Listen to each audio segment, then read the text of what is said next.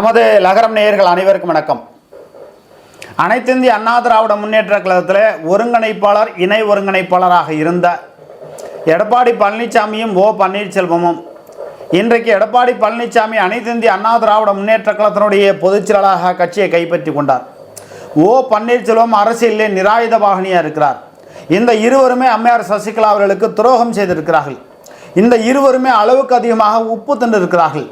இந்த உப்பு தினதில் பங்கு நத்தம் விஸ்வநாதனுக்கு உண்டு, பழனியப்பனுக்கு உண்டு, வைத்தியலிங்கத்துக்கு உண்டு. இப்போ எல்லாருமே சேர்ந்து அம்மையார் சசிகலா அவர்களுக்கு துரோகம் செய்திருந்தாலும் கூட அம்மையார் சசிகலா அவர்கள் இல்லாமல் இந்த நாடாளுமன்ற தேர்தலை நம்ம சந்திச்சோம்னா தோல்விங்கிறது எல்லாத்துக்குமே புரியுது.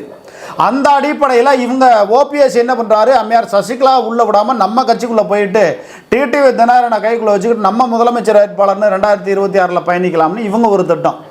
டிடிவி தினகரனோட திட்டம் என்னன்னா, துணை முதலமைச்சர் கொடுத்துட்டு நம்ம என்னமோ முதலமைச்சர் பதவிங்கிற இதில் 2026 நம்ம பயணிக்கலாம்.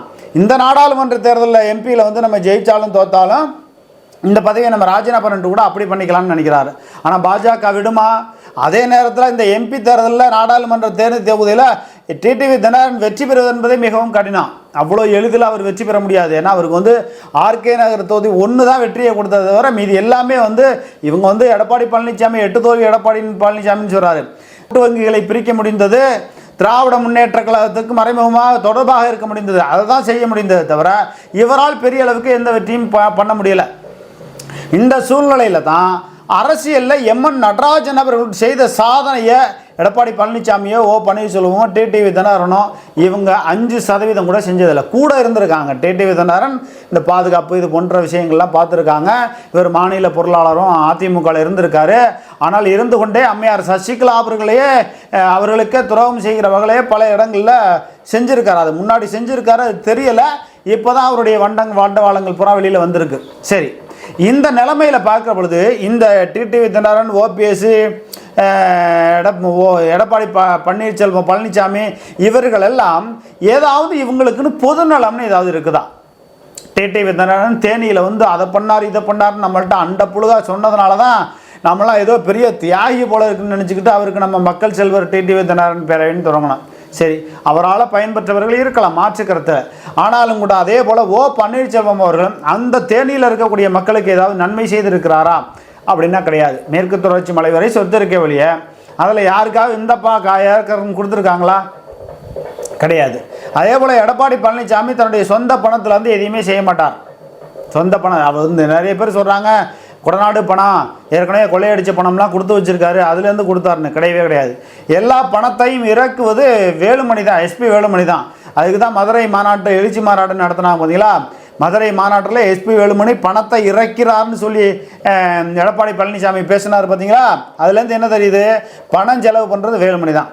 எடப்பாடி பழனிசாமியோட பினாமி இளங்கோவன் பெரிய அளவுக்கு இங்கே பணத்தை இறக்கி செலவு பண்ணுறது கிடையாது. ஆக இவர்கள் எல்லாமே மிகப்பெரிய சுயநலவாதிகளாக இருக்கிறார்கள் ஒழிய கொஞ்சமாவது அதாவது ஒரு தமிழ் பற்று, தமிழ் தேசியம், தமிழீழ பற்று, இந்த திராவிட பற்று எதுவுமே கிடையாது. எம்என் நடராஜன் அவர்களுடைய கடந்து வந்த பாதைகளை நம்ம பார்த்தோம்னா தஞ்சையிலேருந்து சுமார் 6 கிலோமீட்டர் தூரத்தில் முள்ளிவாய்க்கால் முற்றம்னு வச்சுருக்காரு. இலங்கையில் நடந்த படுகொலையில் குடல் சரிந்த நிலையில் ஒரு பெண்ணு தன் அந்த தாய் இறந்து போயிட்டாங்க. இறந்து போனது தெரியாமல் அந்த குழந்தை பசியில் பால் குடிக்கிறது. இப்படியெல்லாம் சிலைகளை வடிவமைத்து எதிர்காலத்தில் இப்படி இலங்கையில் நடந்துச்சுங்கிற ஒரு இதே நமக்கு ஞாபகத்தில் இல்லாமல் போயிடக்கூடாது.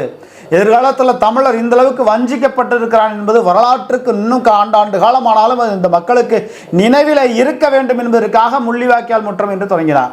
அப்பொழுது அம்மையார் ஜெயலலிதா அவர்கள் கடுமையான எதிர்ப்பும் இருந்தது. அம்மையார் ஜெயலலிதா அவர்கள் கடுமையான எதிர்ப்பு, ஆளுங்கட்சியாக இருக்கும்போது கடுமையாக எதிர்ப்பு தெரிவித்து பல இடையூறுகளை செய்தார்கள். அதனையெல்லாம் மீறி நான் செய்வேன், இந்த திராவிட முன்னேற்ற கழகத்தையும் அதிமுகவையும் ஆட்சி அதிகாரத்தில் கொண்டு இந்த 2 கட்சிகளுடைய தலையெழுத்தை மாற்றியது நான், என்னை ஒன்றுமே பண்ண முடியாதுன்னு சொல்லி முள்ளிவாய்க்கால் முற்றத்தை நிறுவினார்.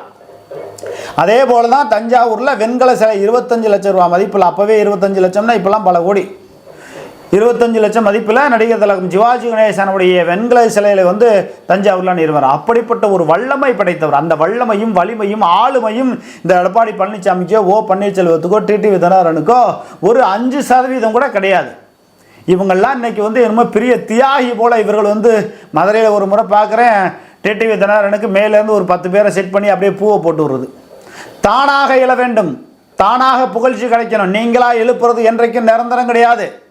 அரசியலில் எழும்பி நின்று இவங்க வந்து முதலமைச்சர் பதவியை வேறு எதையுமே பெற முடியாது, வாய்ப்புகள் இல்லை.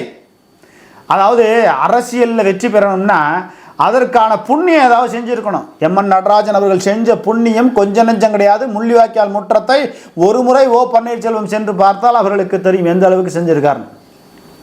ஒரு முறை எடப்பாடி பழனிசாமி முள்ளிவாய்க்கால் முற்றத்தை போய், அது முள்ளிவாய்க்கால் முற்றத்துக்கெல்லாம் போயெல்லாம் பார்க்க மாட்டார். தமிழில் பற்றோ, தமிழ் தேசிய பற்றோ, திராவிட பற்றோ, இந்திய பற்றோ எந்த பற்றும் கிடையாது. எல்லாத்தையும் தூக்கி போட்டு மிதிச்சுட்டு நம்ம அரசியலில் உட்காந்துக்கணும். அதுதான் எடப்பாடி பழனிசாமியோட திட்டம்.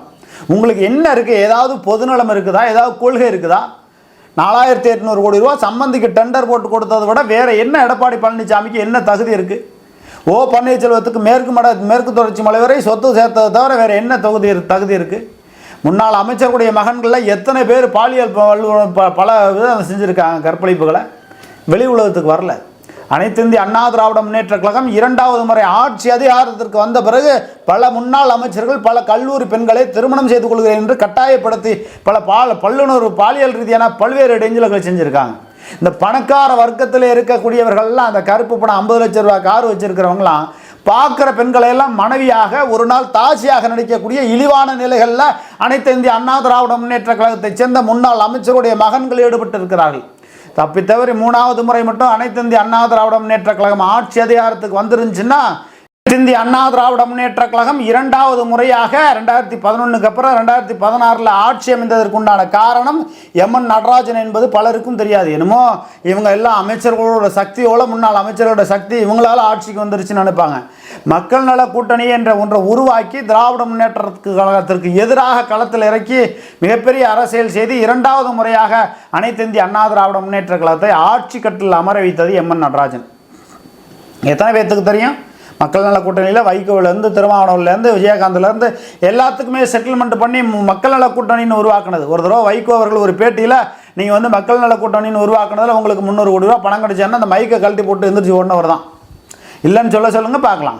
ஆகையினால மிகப்பெரிய அரசியல் ராஜதந்திரியாக விவேகத்தோடு நடந்து கொண்டு ராஜதந்திரமாக மக்கள் நல கூட்டணியை உருவாக்கி அனைத்து இந்திய அண்ணா திராவிட முன்னேற்ற கழகத்தை ஆட்சியில் அமர வைத்த அழகு பார்த்தவர் தான் எம்என் நடராஜன். அது மட்டும் கிடையாதுங்க. அவர் வந்து அவருடைய தந்தை பெயர் வந்து மருதப்பா மண்ணையார்னு சொல்கிறாங்க. தாயார் பெயர் வந்து மாரியம்மாள். அதாவது சகோதரர்கள் வந்து சாமிநாதன், சம்பந்தமூர்த்தி, ராமச்சந்திரன், பழனிவேல். சகோதரிகள் வந்து ராஜலட்சுமி, வைஜெயந்தி மாலா, வனரோஜா, ஆண்டாள். இப்படி இவர்களுடைய குடும்பத்தில் இவங்கெல்லாம் எந்த அளவுக்கு மனசில் வேதனைப்பட்டிருப்பாங்க. கணவன் மனைவியை பிரிந்து இப்படி ஒரு அரசியல் நிலைகள் செய்து நீங்கள் உங்களுடைய இல்லற வாழ்வியலையோ உங்களுடைய அடுத்த கட்ட சந்ததியினரை உருவாக்காமல் இப்படியெல்லாம் நடந்திருக்கிறது என்று பல வகையில் துன்பப்பட்டிருக்கிறார்கள். மன உளைச்சலாயிருக்காங்க. அந்த மன உளைச்சலுக்கு மத்தியில் இவர் தமிழ் தேசிய பற்றோட அங்கேருந்து வரக்கூடிய அகதிகளுக்கு வழக்கு எடுத்து நடத்தி அவர்களுக்கு தேவையான பணத்தையும் கொடுத்து வழக்கு எடுத்து நடத்துறதுக்கு தேவையான பணத்தையும் இவரே செலவு பண்ணியிருக்கார். கிட்டத்தட்ட ஒரு 500 வழக்குகளுக்கு மேலே இவரே பணம் கொடுத்துருக்கார். பணம் எந்த வகையில் வருதுங்கிறத அப்பார்ட் வச்சுங்க, கொடுக்கணுங்கிற மனசு இருக்கணும்ல. இன்றைக்கி புரட்சி கலைஞர் விஜயகாந்த் அவர்களுக்கு 15 லட்சம் பேர் கூடியிருக்காங்க அப்படின்னா என்ன அர்த்தம்? நிறைய பேர் அன்னமிட்டிருக்கார். அன்னமிட்ட கையை, அதாவது உப்பிட்டவரை உள்ளளவு நினைப்பாங்க. ஒருத்தர் வீட்டில் நம்ம சாப்பிட்டோம்னா அவங்களுக்கு நன்றியாக இருக்கணும்னு நினைப்போம். அதனால தான் அன்றைக்கி 15 லட்சம் பேர் கூடியிருக்காங்க. ஆனால் இந்த எம்என் நடராஜன் ஐயா அவர்களால் அரசியலில் பலன் பெற்ற ஓ பன்னீர்செல்வம், எடப்பாடி பழனிசாமி போன்றவர்களெல்லாம் எம்என் நடராஜன் அவர்களுடைய இறப்புக்கு செல்லவில்லை. அங்கே தமிழ் தேசிய பற்றாளர்கள் ஜான் பாண்டியன், கிருஷ்ணசாமி, ஸ்ரீதர் வாண்டியார், இன்னும் அம்பேத்கர் இயக்கங்கள், தேவேந்திரகுல மக்கள், முக்குளத்தூர் மக்கள், கொங்கு பகுதியிலிருந்து மக்கள் கிட்டத்தட்ட 10 லட்சம் பேர்த்துக்கு மேலே அங்கே கூடியிருக்காங்க. அப்போ என்ன அர்த்தம்? திராவிட முன்னேற்ற கழகமும் அதிமுகவும் இப்படி அரசியல் செய்த நிலையில் இந்த அனைத்து இந்திய அண்ணா திராவிட முன்னேற்ற கழகம் பழி வாங்குகிற நிலைமையில தான் எம்என் இறப்புக்கு யாரும் செல்லக்கூடாது, எந்த ஒரு அறிக்கையும் வெளியிடக்கூடாது என்று எடப்பாடி பழனிசாமி நயவஞ்சமாக செய்து விட்டார். இந்த செஞ்ச துரோகம் இருக்கு பாருங்க. இந்த செஞ்ச துரோகம் ஒன்று இல்லை, 2 இல்லை. இதே எம்என் நடராஜன் அவரிடத்துல 2 மணி நேரம் கை கட்டி நின்றுட்டு தன்னுடைய கட்சி பதவியை காப்பாத்துங்கன்னு சொல்லி காலில் விழுந்த காலம்லாம் ஒன்று. ஆனால் இந்த எம்என் நடராஜன் அவர்கள் மீண்டும் அவர்களுக்கே வாய்ப்புகளை கொடுத்து அழகு பார்த்து விட்டார். எவன் நன்றி உள்ளவன், எவன் நன்றி இல்லாதவன், வீரியமாக எவன் பேசுகிறானோ அவனெல்லாம் ஓரம் கட்டிட்டு காலில் விழுவுறவனையாக நம்பிட்டான். காலில் விழுவணும் தான், மரியாதை இருக்கணும் தான். அவன் எந்த அளவுக்கு மீண்டும் நிமிர்ந்து நிற்பான், நிமிந்து அடிப்பான், பின்முதுகுல குத்துவான், முன்னாடி நிற்கிற எதிரியை கூட நம்பலாம். இந்த அளவுக்கு துரோகிகளையா எல்லாத்தையும் கொண்டாந்து பட்டியல் வச்சிருக்கீங்களே. இதை ஒருத்தர் இந்த முக்குளத்தூர் மக்களுக்காக இந்த அளவுக்கு செய்திருக்கிறார். பல்வேறு சமுதாய மக்களுக்கு செஞ்சிருக்காங்க. டிடிவி தினகரன் பின்னால் வந்த 18 பேரில் பெரும்பாலும் தேவேந்திர குல வேளாளர் மக்கள், பல்லப்பறையர், இந்த சமுதாயத்தை சார்ந்தவர்கள் வந்தாங்க. அது டிடிவி தினகரனை நம்பி வரலை, எம்என் நடராஜனையும் அம்மையார் சசிகலா அவர்களையும் நம்பி வந்தாங்க. அந்த 18ஆம் படி என்று சொல்லி அந்த 18 பேர்த்தையும் நட்டாத்தில் விட்டுறார் டிடிவி தினகரன். ஒரு பக்கம் எத்தனை துரோகங்களை தான் அம்மையார் சசிகலா அவர்கள் சந்திப்பாங்க. 1ஆ 2ஆ துணை பொதுச்செயலாளர் பதவி கொடுத்துட்டு போனாங்க. அதில் ஏதாவது உருப்படியாக இருக்க வச்சாரா? ஆர்கே நகர் தொகுதியில் போட்டிட்டார். போட்டியிட வேண்டாம் என்று சொல்லியும் அவர் போட்டியிட்டார். அந்த ஆர்கே நகர் தொகுதியில் மட்டும் போட்டியிடாமல் இருந்திருந்தால் இவருடைய கட்டுப்பாட்டுக்குள்ளே இருந்திருக்கும். அப்படியே சுமூகத்தாக போயிருந்திருக்கும். வர்ற கமிஷன் வரட்டும் போதும்னு நினச்சிருக்கலாம். எல்லாம் என் வீட்டுக்கு வாங்க அமைச்சர் போகிறான். யார்? டிடிவி தினகரன் பெரிய அளவுக்கு கட்டளையிட்டா. பார்த்தாரு வேலுமணி தங்கமணி எல்லாம் ஒன்றா உட்காந்து பேசிட்டு அடித்து ஆளை காலி பண்ணி இந்த ஆளுக்கு நமக்கு சரிப்பட்டு வராது. ஆர்கே நகர் தொகுதியில் உள்ளடி வேலை பார்த்து காலி பண்ணிடுவாங்கிறது மாதிரி பிளான் பண்ணாங்க. ஆனால் முடியலை, ஜெயிச்சிட்டாங்க. இருந்தாலும் ஜெயிலு போக்குவரத்துன்னு போனாலும் இன்றைக்கி தனி கட்சி ஆரம்பித்தார். அவருக்கும் நம்ம போன்றவர்கள்லாம் டிடிவி தினகரனுக்கு பேரவை ஆரம்பித்து உழைச்சி 2 ஆண்டு காலம் வீணாக போயிட்டோம். டிடிவி தினகரனால் பல ஆயிரம் பேர் பாதிக்கப்பட்டு இருக்கிறார்கள் என் போன்றவர்கள். அதே போல் எடப்பாடி பழனிசாமி, ஓ பன்னீர்செல்வம்லாம் துரோகங்களில் கொஞ்சம் நெஞ்சம் துரோகம் கிடையாதுங்க. அம்மையார் சசிகலா அவர்கள் பின்னால் முதுகில் கத்தி, ஏகப்பட்ட கத்தி, துரோக கத்தி ஒவ்வொன்றா உருவி எரிஞ்சிட்டு இன்றைக்கி அப்படியே உட்காந்துருக்காங்க. அரசியலில் அடுத்த கட்ட நகரம் என்ன காலம் தீர்மானிக்கும். நிச்சயமாக அம்மையார் சசிகலா அவர்களுடைய அரசியலில் காலம் தீர்மானிக்கும். எம்என் நடராஜன் அவர்கள் அந்த செய்த பணிகள், தொண்டு ஊழியங்கள் நிச்சயமாக அம்மையார் சசிகலா அவர்களை மீண்டும் அனைத்து இந்திய அண்ணா திராவிட முன்னேற்ற கழகத்தில் கொண்டு போய் உட்கார வைக்கும். இது சத்தியம், இது நடந்தே தீரும். இது நடக்கலன்னா அனைத்து இந்திய அண்ணா திராவிட முன்னேற்ற கழகம் தமிழ்நாட்டில் இல்லாமல் போயிடும். ஆமாம், அனைத்து இந்திய அண்ணா திராவிட முன்னேற்ற கழகத்துக்கு எதிராக பண்ணலைங்க. அனைத்து இந்திய அண்ணா திராவிட முன்னேற்ற கழகம் ஒரு வலுவான கட்சி, ஆளுமையான கட்சி. இந்த கட்சி இந்த நாட்டுக்கு தேவை. இப்போவும் அனைத்து இந்திய அண்ணா திராவிட முன்னேற்ற கழகத்தை ஆளுமையோடு சரியாக நடத்த முடியும்னா என்ன பண்ணுறாரு?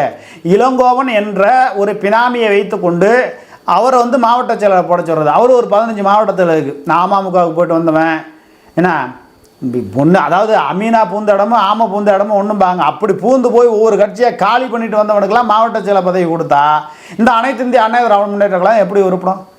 அனைத்து இந்திய அண்ணா திராவிட முன்னேற்ற கழகம் இன்னைக்கு 3 அணியாக இருக்கிறது. அதாவது ஓபிஎஸ், அம்மையார் சசிகலா இதெல்லாம் விட்டுருங்க. இது அம்மையார் சசிகலா மீண்டும் அனைத்து இந்திய அண்ணா திராவிட முன்னேற்ற கழகத்துக்குள்ளே வந்தே தீர்வார். அதை காலம் தீர்மானிக்கும். ஆனால் உள்ளே இருக்கக்கூடிய உள்கட்சிக்குள்ளேயே இன்னைக்கு இளங்கோவன் ஒரு அணி பண்ணிட்டு இருக்காரு, வேலுமணி ஒரு அணி பண்ணிட்டு இருக்காரு, இங்கிட்டு சிவி சண்முகம் ஒரு அணி பண்ணிட்டு இருக்காரு. எடப்பாடி பழனிசாமி அவருக்கு என்ன, இவங்க எப்படியோ அடிச்சுட்டு இருக்கட்டும், கட்சியும் சின்னமும் நம்மள்ட்ட இருக்குது, இவங்களுக்கு நம்மளை விட்டால் வேறு வழி இல்லை அப்படிங்கிற மாதிரி அடிமை மாதிரி நினைத்து கொண்டு இருக்கிறார். ஆக எடப்பாடி பழனிசாமி சரியான அரசியலை செய்யவில்லை. கிட்டத்தட்ட ஒரு 30க்கும் மேற்பட்ட பினாமிகளை நம்பி அரசியல் செய்கிறார். திருச்சியில் இருக்கக்கூடிய திருக்குமரன், கார்த்திகேயன், தஞ்சாவூரில் சரவணன், இவங்க தான் அவங்களுக்கு பினாமியா. தென் மாவட்டத்தில் வேறு யாரும் உங்களுக்கு கட்சியில் உள்ளவங்களை யாருமே நீங்கள் நம்ப மாட்டீங்களா? அப்படிங்கிற லெவலில் போயிட்டுருக்கு. இதெல்லாம் இந்த கட்சியை 2016 மக்கள் நல கூட்டணி என்று உருவாக்கி இந்த கட்சியில் ஆட்சி அமர்த்தி விட்டு போன எம்என் நடராஜன் அவர்கள் மீண்டும் உயிரோடு அவர்கள் உயிரோடு இருந்திருந்தா இன்னைக்கு நிலைமையே இந்த மாதிரி ஆட்டம் போட முடியுமா? எடப்பாடி பழனிசாமியெல்லாம் இந்த அளவுக்கு ஆட்டம் போட முடியுமா? உட்கார்ந்த இடத்துல இருந்து வேலை பார்த்துட்டு போயிடுவார். என்ன சர்வசாதாரணமாக நினச்சிட்டு இருக்கீங்களா நீங்கள்? எடப்பாடி பழனிசாமி அவர்களை இப்போவும் சொல்கிறோம், நீங்கள் துரோகத்தின் வஞ்சத்திலே உச்சியில் இருந்து கொண்டு இருக்கிறீர்கள். விழுந்தீங்கன்னா எலும்பு கூட தேராது. நீங்கள் எடப்பாடி பழனிசாமியாக இருக்கட்டும், ஓ பன்னீர்செல்வத்துக்கு நீங்கள் கையில் கயிறு கட்டிட்டு ஒருத்தனுக்கு ஒருத்தன் செய்வனை வச்சுக்கிட்டு இவன் ஜாவான் அவன் ஜாவான்னு காத்து கொண்டு இருக்கிறார்கள். உண்மையாகவே அரசியல் இன்றைக்கி என்ன தெரியுமா? எடப்பாடி பழனிசாமி சீக்கிரம் சாகட்டும் பன்னீர்செல்வம் நினைக்கிறது. பன்னீர்செல்வம் எடப்பாடி பழனிசாமி என்ன, இந்த ஆளுக்கு நம்ம செய்வனை வச்சுருக்க, இந்த ஆள் சாகட்டும் இப்படி நினைக்கிறது. உலகத்தில் யாரும் சாகாத வரம் வாங்கிட்டு வரல. ஆனால் எம்என் நடராஜன் அவர்கள் 2016 ஆட்சி அதிகாரத்தை கொண்டு வந்த அம்மையார் ஜெயலலிதா அவர்களை அதிகாரத்தில் உட்கார வச்சுட்டு போனார். அம்மையார் ஜெயலலிதா அவர்களை என்னமோ தமிழ்நாடு முழுக்க அவருடைய சக்தியால் இந்த ஆட்சி அமைஞ்சு பின்புலமாக இருந்து இயக்கியது எம்என் நடராஜன். மக்கள் நல கூட்டணி என்று ஒன்று உருவாக்கியது எம்என் நடராஜன். அப்படி அழகு பார்த்துட்டு போன அவருடைய இறப்புக்கு வராமல் இன்றைய அவர்கள் நிராகரித்தார்கள். அந்த பாவமெல்லாம் கண்டிப்பாக சும்மா இருக்காது. ஒரு பெண் கணவனை இழந்து ஜெயிலிருந்து வர்றதுக்கு உண்டான எத்தனை தடையை எடப்பாடி பழனிசாமி செஞ்சார். அம்மையார் சசிகலா அவர்கள் இங்கே அவருடைய கணவரையே பார்க்க முடியாத அளவுக்கு எத்தனை தடைகளை, எத்தனை துரோகங்களை எடப்பாடி பழனிசாமி செய்கிறார். அதாவது கட்சியை விடுங்க, கட்சி பதவி கொடுத்தது இதெல்லாம் விடுங்க. ஒரு கணவன் மனைவி வந்து ஜெயிலில் இருக்காங்க, கணவர் இறந்து போகிறாரு, அதை பார்க்கறதுக்கு வர விடாமல் எத்தனை தடைகளை நீங்கள் செஞ்சீங்க. கொஞ்ச நெஞ்ச துரோகத்தை எடப்பாடி பழனிசாமி செஞ்சுருக்கீங்க. அந்த துரோகத்துக்கெல்லாம் பரிகாரமாக அம்மையார் சசிகலா அவர்களை கட்சியினுடைய பொதுச் செயலாளராக நீங்கள் அமர வைத்து நீங்கள் முதலமைச்சர் வேட்பாளராக போனாலும் பிரச்சனை இல்லை. அப்படி ஒரு வேலையை செய்யுங்கன்னா முடியாது முடியாது முடியாது முடியாதுன்னா அப்போ காலத்தின் கட்டாயம் நீங்கள் திகார் ஜெயிலுக்கு போகணும். அப்போ பன்னீர்செல்வம் நீங்கள் ஜெயிலுக்கு போகிறீங்க, நீங்கள் ஜெயிலுக்கு போனால் 2 பேருமே ஜெயிலுக்கு போனோம். 2 பேருமே இங்கே ஒன்றும் உத்தம புத்திரர்கள் கிடையாது. ஆகையினால அம்மையார் ஜெயலலிதா அவர்கள் ஆட்சி அதிகாரத்தில் 2016 உட்கார்ந்ததுக்கு எம்என் நடராஜன் அவர்கள் காரணம். அதுபோல் அவருடைய பள்ளி படிப்பெல்லாம் பார்த்தீங்கன்னா தூய அந்தோணியார் பள்ளியில் படிச்சிருக்காரு, கல்லூரி முதுகலை பட்டம் பல்கலைக்கழகங்களில் படித்திருக்காரு. தமிழ் மீது அதீத பற்று கொண்டவர். அண்ணாமலை பல்கலைக்கழகத்தில் போராட்ட குழுவினுடைய தலைவராக இருந்திருக்கிறார். 1976 திருவாரூர் மாவட்டத்தில் திருத்துறைப்பூண்டி விவேகானந்தன் கிருஷ்ணவேணி தம்பதியரின் மகள் சசிகலா அவர்களை தான் திருமணம் செஞ்சிருக்கார். கருணாநிதி அவர்கள் தான் தாலி எடுத்து கொடுத்து திருமணம் பண்ணார். அந்த நன்றி கடனாக திராவிட முன்னேற்ற கழகம் எழும்பி நிற்பதற்கு மிகப்பெரிய அளவுக்கு உதவி செய்திருக்கிறார். பின்னால கலைஞர் கருணாநிதியால் பழிவாங்கப்பட்டார் என்பது கூட வரலாறு. நம்ம ஏற்கனவே அந்த செய்தியில் பல செய்திகளில் நம்ம செய்திருக்கோம். இலங்கையில் நடந்த போர், அங்கு நடக்கக்கூடிய கொடுமைகள், அங்கு சீன கயவர்களால் கைதிகளால் பல நூறு பேரை வந்து உள்ள கைதிகளை இறக்கி விட்டு பெண்களை பாலியல் ரீதியாக கற்பழிக்கப்பட்டு கொலை செய்யப்பட்டார்கள். அந்த ஒரு குழந்தை பசியோடு இருக்கிறது, தாய் இறந்து விட்டது தெரியாமல் போய் பால் குடித்து கொண்டு இருக்கிறது. அது போன்ற வடிவமைப்புகள்லாம் செய்து இந்த அதாவது குடல் சரிந்த நிலையில் தாய் இருக்காங்க, இந்த தாயினுடைய மார்பை பிடித்து பால் குடித்து கொண்டு இருக்கிறது ஒரு குழந்தை. அந்த குழந்தைக்கு தன் தாய் இறந்தது தெரியவில்லை. அப்படிப்பட்ட நிலையில் அந்த மக்கள் வேதனை அடைந்ததை, குண்டு பாய்ந்தது, என்னென்ன சம்பவங்கள்லாம் அங்கே நடந்துச்சு, அதை கண்முன்னே நம்ம வந்து பார்த்து இது வந்து ஒரு நினைவு சின்னமாக இருக்க வேண்டும் என்பதற்காக உருவாக்கினார் எம்என் நடராஜன். அப்படிப்பட்ட ஒரு உத்தம புத்திரர், தமிழ் தேசிய பற்றாளர். இன்னைக்கு நாம் தமிழர் கட்சின்னு ஒரு கட்சி இருக்குன்னா அதுக்கு காரணம் என்ன? எம்என் நடராஜன் அவர்கள், ஜான் பாண்டியன், கிருஷ்ணசாமி, இன்னும் பல்வேறு அம்பேத்கர் இயக்கங்கள், பல்வேறு நபர்கள் வந்து எம்என் நடராஜன் அவர்களால் வளர்ந்தவர்கள். அதனால தான் நம்ம சொல்கிறோம், அம்மையார் சசிகலா அவர்கள் அனைத்து இந்திய அண்ணா திராவிட முன்னேற்ற கழகத்தினுடைய தலைமையேற்று நடத்துகிற பொழுது இவர்களெல்லாம் பெரிய அளவுக்கு ஒத்துழைப்பு கொடுப்பாங்க. அது பாஜகவுக்கும் சாதகமாக இருக்குங்கிற ஒரு விஷயத்தை சொல்கிறோம். பாஜக இதில் செவி கொடுத்து கேட்காமல் போனால் நிச்சயமாக நீங்கள் ஆட்சி இழக்கக்கூடிய நிலைமை வரும். இங்கே இந்தியா கூட்டணி பலமிழந்து நிற்கிறது என்று நினைத்து கொண்டு இருக்கிறீர்கள். ராமல் கோயில் இந்துத்துவாங்கிறது மட்டுமே பெரிய விஷயம் இல்லை. நீங்கள் தாராளமயமாக ஒரு 300 சீட்டு வரணும்னா அங்கே தமிழ்நாட்டில் அனைத்து இந்திய அண்ணா திராவிட முன்னேற்ற கழகத்தினுடைய அவர்களை அவர்களோடு நீங்கள் இணைந்து தேர்தலை சந்திச்சா தான் இங்கே சாத்தியப்பட்டு வரும். ஏனென்று சொன்னால் நான் சொன்ன இந்த ஜான் பாண்டியன், கிருஷ்ணசாமி, இந்த இன்னும் இருக்கக்கூடிய அமைப்புகள், தேவேந்திர ஓட்டுகள் எல்லாமே பின்னாடி வருவாங்க. அப்படியான நிலைமையில் தான் இவர்கள் எம்என் நடராஜன் அவர்களுடைய செய்த புண்ணியம் இன்னைக்கு அம்மையார் சசிகலா அவர்கள் நம் கண்முன்ன நம் காலத்தில் வாழ்ந்து கொண்டு இருக்கிறார்.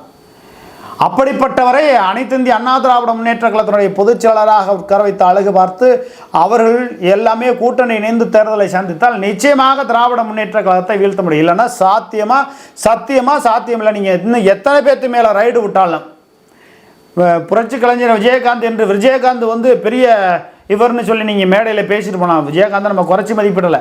விஜயகாந்தை வைத்து ஓட்டுகளை பெற்று விடலாம் என்று திமுகவும் பாஜகவும் திட்டமிடுகிறது. அவங்கள்ட்ட எத்தனை சதவீதம் ஓட்டு இருக்குது? 8% ஓட்டு இருந்துச்சு.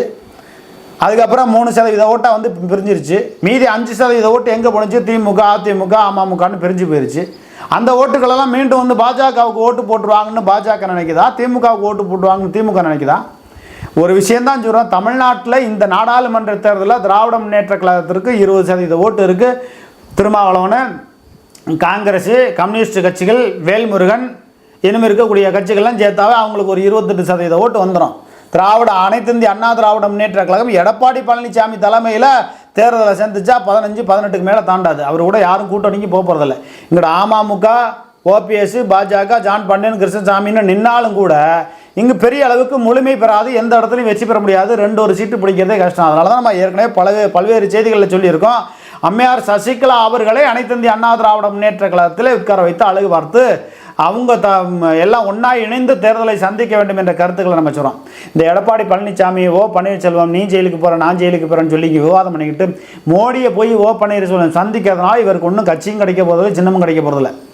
அதாவது தும்ப விட்டுட்டு வாழை பிடிக்கிற கதையா இவரால் என்ன பண்ண முடியும்? ஓ பன்னீர்செல்வத்தால் என்ன பண்ண முடியும்? இவர்கிட்ட எத்தனை சட்டமன்ற உறுப்பினர் இருக்காங்க, எத்தனை மாவட்ட செயலர் இருக்காங்க, எத்தனை பொதுக்குழு உறுப்பினர் இருக்காங்க, எத்தனை ஒன்றிய செயலர் இருக்காங்க? ஒன்றுமே கிடையாது. எல்லாத்தையும் விட்டுட்டு இன்னைக்கு நீலி கண்ணீர் வடிச்சுட்டு காவி வேட்டி கட்டிக்கிட்டு இருக்கார். வெள்ளை வேட்டி கட்ட வேண்டியதானே? அப்போ நான் முழுக்க பாஜகவோட ஆள். அவங்க என்ன பண்ணுவாங்க? உங்களை அவர்கள் பயன்படுத்திக் கொள்வார்களே தவிர ஓ பன்னீர்செல்வத்தை ஒரு காலமும் அனைத்து இந்திய அண்ணா திராவிட முன்னேற்ற கழகத்தினுடைய தலைமையில் உட்கார வைத்து அழகு பார்க்க மாட்டார்கள். இது சத்தியம், இதுதான் உண்மை. அப்படி உட்கார வைக்க அழைச்சி பார்த்துட்டாங்கன்னா அப்போ அவங்க அரசியல் பண்ணுறதுக்கு என்ன இருக்குது? அம்மையார் சசிகலா அவர்களே உட்கார வைக்கிறதுக்கு அவங்களுக்கு மனசு இல்லைங்கும் போது எப்படி ஓ பன்னீர்செல்வத்தை அதிகாரத்தோடு இந்த கட்சியை கொண்டு போக முடியுமா?